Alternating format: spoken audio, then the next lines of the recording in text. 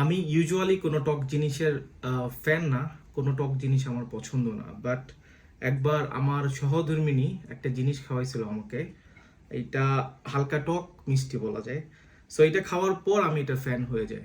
এটা হচ্ছে অরেঞ্জ কমলার ভর্তা। বিসমিল্লাহ।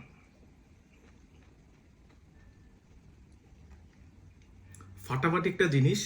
আগে কেউ কখনো খেয়ে থাকলে অবশ্যই কমেন্টস করবেন, আর আগে যদি খেয়ে না থাকেন please watch the full video.